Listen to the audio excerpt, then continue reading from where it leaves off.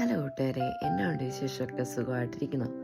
അപ്പോൾ ഇന്ന് ഈശോയുടെ വചനം നമ്മോട് സംസാരിക്കുന്നത് സഭാപ്രസംഗി അതിൻ്റെ 5-ാം അധ്യായം 18-19 ഭാഗങ്ങളിലൂടെയാണ്.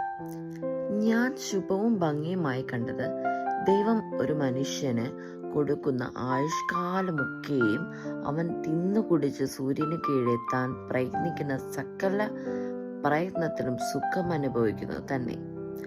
അതല്ലോ അവൻ്റെ ഓഹരി. ദൈവം ധനവും ഐശ്വര്യവും അത് അനുഭവിച്ചു തൻ്റെ ഓഹരി ലഭിച്ച് തൻ്റെ പ്രയത്നത്തിൽ സന്തോഷിപ്പാൻ അധികാരവും കൊടുത്തിരിക്കുന്ന ഏതു മനുഷ്യനും അത് ദൈവത്തിൻ്റെ ദാനം തന്നെ. ഒത്തിരി അർത്ഥവത്തായ ഒരു വചനമാണ് അല്ലേ? നമ്മൾ ഏതൊരു സാഹചര്യത്തിലാണോ ആ സാഹചര്യത്തിൽ അത് പൂർണ്ണമായിട്ട്, ഇതിപ്പോൾ നമ്മളിപ്പോൾ ഒരു ചെറിയ ജോലിക്കായിട്ടാണോ നമ്മൾ പോയി അതിൽ നിന്നൊരു വരുമാനം ഉണ്ടാക്കുന്നത്, അതിൽ നിന്ന് കണ്ടെത്തുന്ന ഒരു വരുമാനം വെച്ചിട്ട് കൊച്ചു കൊച്ചു സന്തോഷങ്ങൾ അതിൽ തൃപ്തി അടയുക, അതാണ് ഈശോ പറഞ്ഞ ഏറ്റവും വലിയ ഭാഗ്യം എന്ന് പറയുന്നത്.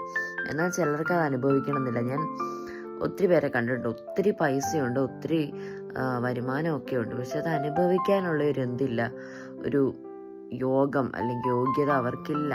ആ ഒരു ഇതാകുമ്പോഴേക്കും ഷുഗർ, പ്രഷർ അല്ലെങ്കിൽ ഒത്തിരി ഉണ്ട്, പക്ഷെ മക്കൾ നോക്കാതെ അവസാനം കെയർ ഹോമിലൊക്കെ വന്ന് വിട്ട്, അപ്പം എല്ലാം ഉണ്ട് എന്ന് പറയുന്നതുകൊണ്ട് യാതൊരു അർത്ഥവുമില്ല.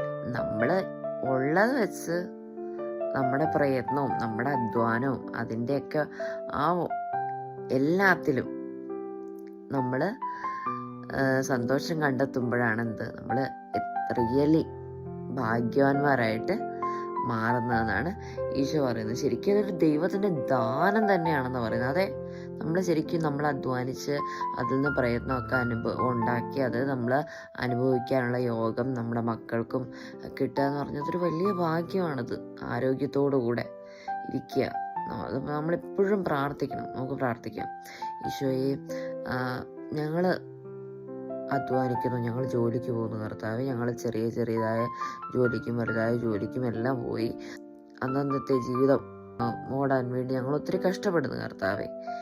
എന്നാൽ ഞങ്ങൾ അധ്വാനിക്കുന്നതിൻ്റെ ഫലം ഞങ്ങൾക്ക് ശരിയായി അനുഭവിക്കുവാനുള്ള വലിയ ആയുസ്സും ആരോഗ്യവും യോഗ്യതയും നിൻ്റെ വലിയ ദാനമായി തന്ന് ഞങ്ങളെ, ഈശോയുടെ മക്കളെ അനുഗ്രഹിക്കണമേ എന്ന് ഞങ്ങൾ പ്രത്യേകമായിട്ട് പ്രാർത്ഥിക്കുന്നു ഈശോയെ.